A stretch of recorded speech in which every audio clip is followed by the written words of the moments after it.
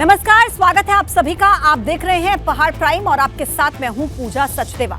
जोशीमठ में आपदा के संकट के बीच भूकंप के झटकों से पहाड़ हिल गया। उत्तराखंड में आज भूकंप के झटके महसूस किए गए। नेपाल भूकंप का केंद्र था। नेपाल से सटा होने की वजह से उत्तराखंड में भी भूकंप के झटके महसूस किए गए। रिक्टर पैमाने पर भूकंप की तीव्रता 5.8 मापी गई। हालांकि गनीमत रही कि अभी तक किसी तरह के कोई जान माल के नुकसान की आशंका सामने नहीं आई है। एक तरफ जोशीमठ आपदा की वजह से लोग मुश्किल में हैं, तो वहीं इसी बीच अब भूकंप के झटकों ने लोगों को दहशत में डाल दिया है। भूकंप का केंद्र हालांकि नेपाल था, मगर उत्तराखंड में भी जबरदस्त झटके महसूस हुए।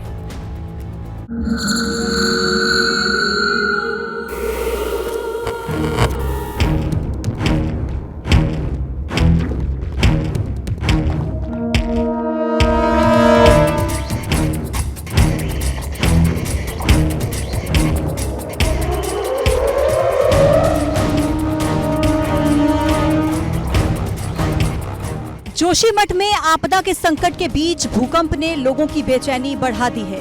भूकंप का केंद्र भले ही नेपाल में रहा हो, मगर उसके झटके उत्तराखंड के तमाम शहरों में महसूस किए गए, खासकर चमोली जिले में, जिसका एक धार्मिक शहर जोशीमठ इस समय आपदा प्रभावित है।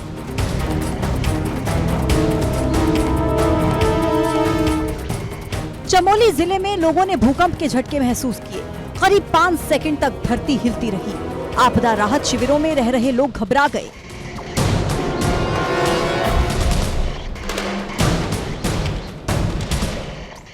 भूकंप के लिहाज से उत्तराखंड के हिमालय क्षेत्र काफी संवेदनशील है, जिसका कुछ क्षेत्र सिस्मिक जोन 5 में आता है।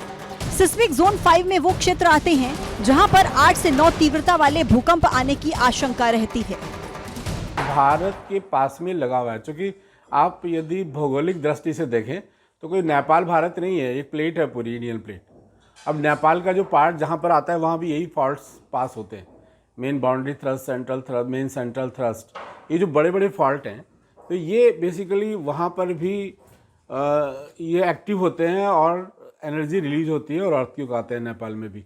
बस ये है कि जो भारत के साथ सटे हुए हैं और जो डीप अर्थक्वेक्स आते हैं, जिनका फोकस सोर्स थोड़ा डीप होता है, वो भारत में भी असर करते हैं। जैसे दिल्ली में, उत्तर प्रदेश में, बिहार में, तो वहाँ पर भी इसका असर आएगा ही, क्योंकि एनर्जी जो होती है वो कंट्रोल नहीं है। कोई नेपाल में अर्थक्वेक आया तो नेपाल में ही रहेगी, वो तो चारों ओर स्प्रेड होती है ना, सर्कुलर स्प्रेड होती है, तो वो भारत में भी नुकसान पहुँचाएगी। जो सिस्मिक जोन 5 में नॉर्थ ईस्ट, जम्मू कश्मीर, हिमाचल प्रदेश और उत्तराखंड के कई क्षेत्र, गुजरात का कच्छ समेत देश के कई क्षेत्र आते हैं। वैज्ञानिक मानते हैं कि छोटे छोटे भूकंप आना घबराने की बात नहीं है, मगर इस समय खतरा इसलिए ज्यादा है क्योंकि जोशीमठ शहर में घरों में दरारें आई हुई हैं। ऐसे में छोटी सी हलचल भी बड़ा नुकसान पहुंचा सकती है। एबीपी गंगा के लिए देहरादून से अजित सिंह राठी की रिपोर्ट।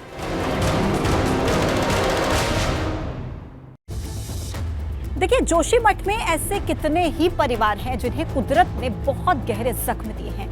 लोगों ने अपने जीवन भर की जमा पूंजी जिस मकान में लगाई थी, अब उसे छोड़कर उन्हें जाना पड़ रहा है। और ऐसे ही एक परिवार की कहानी हम आपको दिखाते हैं इस खास रिपोर्ट के जरिए।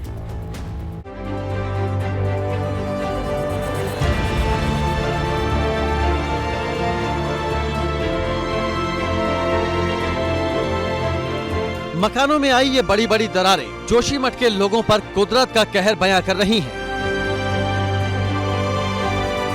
आपदा प्रभावितों को कुदरत ने ऐसे घाव दिए हैं जो शायद ही कभी भर पाएं।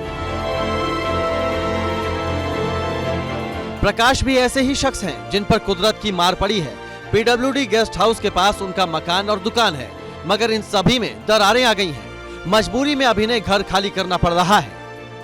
मेरा पूरा परिवार अभी सेफायर होटल में शिफ्ट है। मेरा पूरा मकान क्षतिग्रस्त हो चुका है और अब मैं यहाँ से सामान अपना देहरादून लेके जा रहा हूँ, क्योंकि मेरे कहीं भी रहने के लिए जगह नहीं है। सारी यादें, सब चीज़ यहीं पे छूट रहा है। बस कह नहीं सकता मैं कि मैं क्या अनुभव कर रहा हूँ। शायद ही मैं अब ऐसा घर बना पाऊँ, या बनाने की कोशिश भी करूँगा तब भी वो यादें, वो सब कुछ मुझे नहीं मिल सकता यहाँ पे। घरों की क्या हालत हो गई है, ये इन तस्वीरों के जरिए समझा जा सकता है।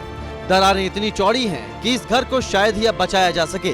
प्रकाश का कहना है कि पहले मकान में काफी हल्की दरारें थी, मगर 3 जनवरी के बाद से इनका आकार तेजी से बढ़ा और अब तो पूरा मकान ही जर्जर हो चुका है। पहली दरार जो हमें दिखी वो 3 तारीख के सुबह को दिखी। उस दिन बिल्कुल पतली दरारें थी, आज जिसकी मेरे पास फोटोएं भी हैं, अभी भी हैं फोटोएं। और उसके बाद ये धीरे धीरे बढ़ते बढ़ते आज पूर्ण रूप से क्षतिग्रस्त हो गया। अब पूरा परिवार देहरादून शिफ्ट हो गया है। घर में रखे सामान को निकालकर साथ में ले जाना पड़ रहा है, क्योंकि जिस तरह के हालात हैं उसे देखकर लगता नहीं कि इस घर में कभी दोबारा वापसी हो पाएगी। प्रकाश ने बैंक से 5 लाख रुपए लोन लेकर दुकान में लगाया था। उम्मीद थी कि उन्हें इससे रोजगार मिलेगा, मगर कुदरत को तो कुछ और ही मंजूर था। जाहिर है अब इस घर को नम आंखों से विदाई देनी पड़ रही है। आखिरकार करें भी तो क्या करें, कुदरत के सामने भला किसकी चलती है। एबीपी गंगा के लिए जोशीमठ से रणजीत रावत की रिपोर्ट। जोशीमठ में जमीन धंसने की घटना के बाद अब आपदा प्रभावितों के सामने एक और मुश्किल खड़ी हो गई है। जोशीमठ में पानी का संकट खड़ा हो गया है। जमीन धंसने से पेयजल लाइनें क्षतिग्रस्त हैं, तो वहीं दूसरी तरफ पानी का नाले भी अब सूखने लगे हैं।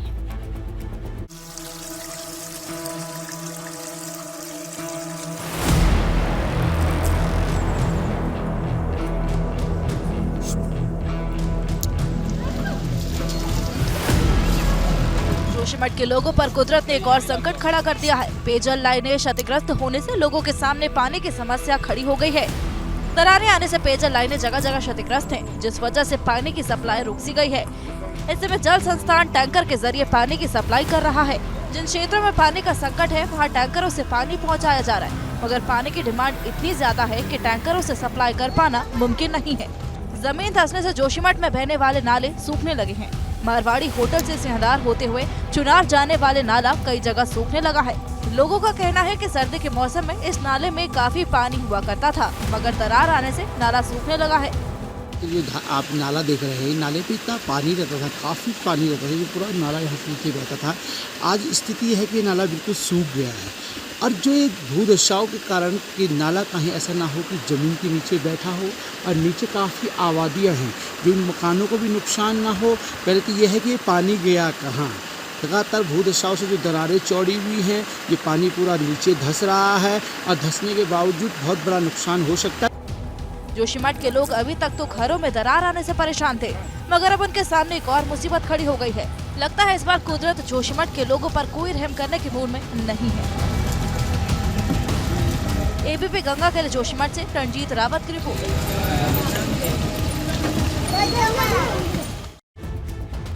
गैरसैंण में आगामी विधानसभा के बजट सत्र को लेकर अभी संशय की स्थिति है। दरअसल जोशीमठ आपदा की वजह से यहां पर बजट सत्र अब कर पाने में परेशानी हो सकती है। जोशीमठ आपदा प्रभावित लोगों को गैरसैंण हॉस्टल में शिफ्ट करने की तैयारी भी हो रही है। देखिए अभी ये विचार चल रहा है, अभी इस पर कोई अंतिम निर्णय नहीं हुआ है, एक बात। दूसरी बात यह है कि अभी हम लोग आज जनवरी का एंड है और अभी हमारे पास मार्च तक का समय बाकी है, तो उम्मीद कर रहे हैं यदि ये जो निर्णय है इस पर अभी क्या मोहर लगती है, और उसके बाद हम तो उम्मीद कर रहे हैं कि मार्च में जब हमारा बजट आएगा, जैसे मैंने सदन में भी कहा था कि हम लोग इस बार का विधानसभा सत्र जो बजट सत्र भी होगा वो गैरसैंण में हम करेंगे, और माननीय मुख्यमंत्री जी भी इस बात को लेके गंभीर है। तो उम्मीद कर रहे हैं ये सारे पहलों पे अभी कोई भी कुछ कहना जल्दबाजी। जोशीमठ की आपदा के बाद अब पिथौरागढ़ में भी पंचेश्वर डैम को लेकर सवाल उठ रहे हैं। भारत और नेपाल के बीच महाकाली नदी पर पंचेश्वर डैम बन रहा है और लोगों का यह कहना है कि जोशीमठ की ही तरह से इस इलाके में भी कोई बड़ी तबाही आ सकती है, और इसी को लेकर लोगों ने एसडीएम के माध्यम से केंद्र सरकार को एक पत्र भी भेजा।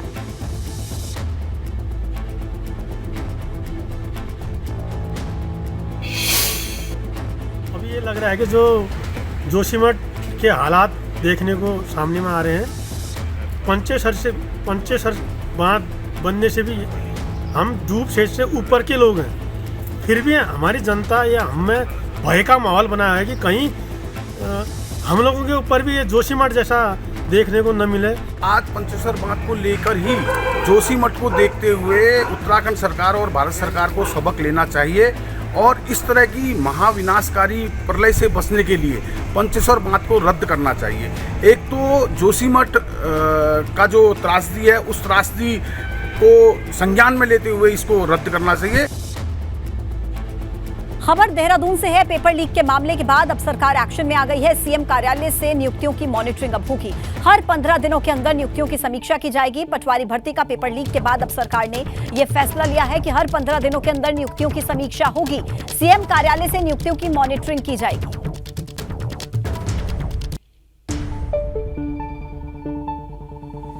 प्रत्येक 15 दिन पर 2 कार्यक्रम लगातार चलेंगे। एक तो जितनी भी प्रदेश के अंदर नियुक्तियां होनी है उसको मुख्यमंत्री कार्यालय मेरे स्तर से और हमारे सभी अधिकारियों के स्तर से उसकी लगातार मॉनिटरिंग की जाएगी। और साथ ही साथ पूर्व मंत्री हरक सिंह रावत का यह कहना है कि 2024 के लोकसभा चुनाव में भाजपा को काफी ज्यादा सीटों का नुकसान होने जा रहा है। हरक सिंह रावत ने यह भी कहा कि भाजपा को करीब 100 सीटों का नुकसान होगा, जबकि कांग्रेस को 100 सीटों का फायदा होगा।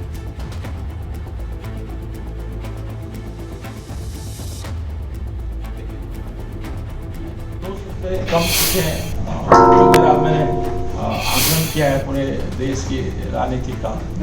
मुझे लगता है कि भाजपा को 100 से अधिक सीटों का नुकसान होगा, कांग्रेस को 100 से अधिक सीटों का फायदा होगा। कांग्रेस 150 से ऊपर जा सकती है। विधायक प्रीतम सिंह ने हरीश रावत पर तंज कसा है। प्रीतम सिंह ने हरीश रावत पर चुटकी ली और कहा कि देर से ही सही मगर हरीश रावत को युवाओं की याद तो आई। तो देखिए किस तरीके से अब लगातार बयानबाजी तेज हो गई है। दरअसल हरीश रावत को युवाओं के दिए गए बयान पर, युवाओं वाले बयान पर ये राजनीतिक बयानबाजी अब तेज हो गई है। प्रीतम सिंह ने कहा कि हरीश रावत को भले ही देर से लेकिन युवाओं की याद तो आई। विधायक हैं और उनकी तरफ से देखिए ये बयान दिया गया। बढ़ेंगे आगे, जहां उत्तराखंड में पठान मूवी का विरोध हो रहा है। 25 जनवरी को पठान मूवी रिलीज हो रही है, लेकिन उससे पहले हिंदू संगठनों से जुड़े लोग इसका विरोध कर रहे हैं। अब पठान के वनवास का टाइम खत्म हुआ। पार्टी पठान के घर पे रखोगे तो मेहमाननवाजी के लिए पठान तो आया। शाहरुख खान की विवादित फिल्म पठान का पूर्ण रूप से विरोध करता है। अगर कोई दिक्कत हो तो उसको दम सर उसमें जो भी सुविधा व्यवस्था वो सुनिश्चित कराएगा।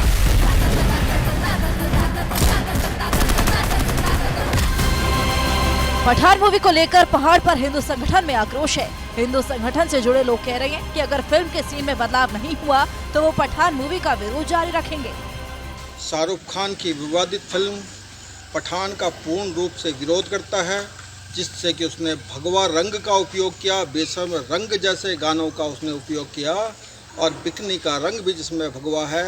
ये हिंदू विचारधारा पर, हिंदू मानबिंदुओं पर आघात करने का काम शाहरुख खान ने किया है। 10 कट लगाने के बाद उस गाने को यदि बैन नहीं किया गया तो अंतर्राष्ट्रीय हिंदू परिषद राष्ट्रीय भजन इसका पुरजोर विरोध करेगा। बवाल की आशंका को देखते हुए पुलिस चौकन्नी हो गई है। पुलिस अधिकारियों का कहना है कि अगर किसी ने बेवजह बवाल किया तो कार्रवाई होगी। अभी तक तो इसके संबंध में कोई विरोध वगैरह का मेरे संज्ञान में नहीं है, लेकिन फिर भी हम अलर्ट हैं और मैंने सभी थाना प्रभारियों को इस संबंध में स्पष्ट दिशा निर्देश दिया है कि सतर्क दृष्टि रखेंगे और अगर कोई दिक्कत हो तो उसको दम सर उसमें जो भी सुविधा व्यवस्था वो सुनिश्चित करा देंगे। देहरादून के तमाम सिनेमा घरों में सुरक्षा बढ़ाई गई है। पुलिस ने हिंदू संगठनों से ये भी कहा है कि वो बेवजह माहौल खराब न करें। लंबे विरोध के बाद कल पठान मूवी रिलीज हो रही है। तमाम संगठनों ने ये ऐलान किया है कि जब पठान मूवी रिलीज की जाएगी तो उसका जमकर विरोध किया जाएगा। लगातार तो तमाम संगठन हैं वो ये मांग कर रहे हैं कि पठान मूवी में एक गाने में जो एक रंग विशेष को लेकर तमाम तरह की चीज़ें सामने आई हैं उस पर आपत्ति जताई जा रही थी। पहले से ही पठान मूवी को लेकर तमाम जो संगठन थे वो विरोध कर रहे थे। कल भी बजरंग दल और तमाम जो अन्य संगठन हैं उन्होंने विरोध का ऐलान किया है कि कल पठान मूवी की जब रिलीज होगी तो उस दौरान बड़े स्तर पर विरोध किया जाएगा। उसी को लेकर तमाम जो सिनेमा घर के मालिक हैं उन्होंने प्रशासन से ये डिमांड की है कि सिक्योरिटी पर्पस से वहां पर पुलिस भेजी जाए। हालांकि देखिए आज जो शो हैं मूवी के वो चल रहे हैं और पठान मूवी कल रिलीज होगी पूरे देश भर में। विरोध के बीच पठान मूवी बुधवार को सिनेमा घरों में रिलीज होने वाली है। पुलिस ने सिनेमा घरों के आसपास सुरक्षा के कड़े इंतजाम किए हैं। देखना होगा कि मूवी के रिलीज होने के बाद तस्वीर किस तरह की रहती है। एबीपी गंगा के लिए देहरादून से पंकज राणा की रिपोर्ट। उत्तराखंड में 26 जनवरी के समारोह को भव्य बनाने की तैयारियां चल रही हैं। देहरादून में इसको लेकर कलाकार रिहर्सल कर रहे हैं। इस बार गणतंत्र दिवस समारोह को भव्य रूप से मनाने की तैयारियां की गई हैं। 26 जनवरी के दिन एक्स आर्मी के सैनिकों का एक दस्ता देहरादून के परेड ग्राउंड में परेड करता हुआ नजर आएगा और इसी पर एबीपी गंगा संवाददाता रवि कैंतरा की एक खास रिपोर्ट आपको। 26 जनवरी के लिए देहरादून का परेड ग्राउंड सज गया है और चारों ओर पूरी रौनक 26 जनवरी की देखने को मिल रही है। मैं शुरुआत से आपको तस्वीरें दिखाता हूं। ये मेरे सामने आप देख रहे हैं कि जो रिहर्सल यहां पर हो रहा है, ये आईटीबीपी के जवान हैं जो यहां पर पूरी तरीके से रिहर्सल कर रहे हैं और ये म्यूजिकल जो शो है वो 26 जनवरी के दिन अपने इन कर्तव्य को वो यहाँ पर दिखाएंगे और उसी की रिहर्सल यहाँ पर लगातार चल रही है। इसके अलावा भी बहुत सारी तस्वीरें हैं जो देहरादून के परेड ग्राउंड में आप देख सकते हैं और यहाँ पर अगर इधर की तरफ देखें तो तमाम जो परेड ग्राउंड के चारों ओर है उसको बहुत खूबसूरत तरीके से सजाया गया है और रिहर्सल यहाँ पर शुरू हो गई है। सामने की तरफ जो है वो पुलिस के लोग हैं जो यहाँ पर परेड की तैयारियाँ अपनी कर रहे हैं। 26 जनवरी पर उनकी यहाँ पर बहुत स्पेशल परेड होने वाली है और उसके अलावा भी पुलिस के अलावा अगर बात करें तो यहाँ पर तमाम और लोग भी हैं जो यहाँ पर अपने अपनी परेड के लिए रिहर्सल करने आए हैं। उसमें आईटीबीपी के लोग हों, सीआरपीएफ के लोग हों और इसके अलावा आर्मी की एक टुकड़ी भी है जो यहाँ पर रिहर्सल कर रही है और ये आर्मी के ये नौजवान ये अपने यहाँ पर परेड की रिहर्सल के बाद 26 जनवरी के दिन यहाँ पर पूरी तरीके से इस कार्यक्रम की और भव्यता और शोभा को बढ़ाएंगे। दिखाते हैं आपको उत्तराखंड टॉप 10। श्रीनगर में गढ़वाल के नवनियुक्त मंडल अध्यक्षों का स्वागत समारोह। कार्यक्रम में शामिल हुए स्वास्थ्य मंत्री धन सिंह रावत। धन सिंह रावत बोले, क्षेत्र के विकास के लिए हर संभव कोशिश कर रही है सरकार। देहरादून में चल रहा है पुलिस का ड्रग्स फ्री अभियान। स्कूलों और कॉलेजेस में युवाओं को किया जा रहा नशे के खिलाफ जागरूक। एसएसपी ने दिलाई छात्र छात्राओं को नशे से दूर रहने की शपथ। रुद्रपुर के गदरपुर में 2 किलो अफीम के साथ 2 आरोपी गिरफ्तार। बरामद अफीम की कीमत करीब 20 लाख रुपए। अल्मोड़ा में बिजली समस्या के समाधान के लिए शिविर का आयोजन। कई गांव के ग्रामीण समस्या लेकर पहुंचे। 50 से ज्यादा गांव के ग्रामीण समस्या लेकर पहुंचे। टिहरी में खाता धारकों को लौटाई जा रही है उनकी रकम। कैशियर से ने धोखाधड़ी से निकाल लिए थे 2 करोड़ रुपए। पीड़ित लोगों ने नई टिहरी कोतवाली में दर्ज करवाया था मामला। जीएसटी को लेकर मसूरी में अधिकारियों और व्यापारियों की बैठक। इनपुट टैक्स क्रेडिट को लेकर फैल रही अफवाहों पर बातचीत। व्यापारियों से जीएसटी सही समय पर जमा कराने को कहा गया। हल्द्वानी में रोडवेज कर्मचारी संयुक्त मोर्चा का धरना। 3 सूत्रीय मांगों को लेकर सरकारी और परिवहन निगम के खिलाफ नारेबाजी। उत्तराखंड में महसूस किए गए भूकंप के झटके। नैनीताल के लोगों ने भी महसूस किया भूकंप। दहशत की वजह से घर और दुकानदारों से बाहर निकले दुकानों से लोग। उत्तराखंड के पहाड़ों में मौसम ने बदली करवट। ऊंचाई वाले इलाकों में फिर हो रही है बर्फबारी। मौसम विभाग ने जताई थी बर्फबारी और बारिश की संभावना। भगवान बद्री विशाल की गाड़ू घड़ा पहुंची पांडुकेश्वर। लोगों ने किया तेल कलश यात्रा का स्वागत।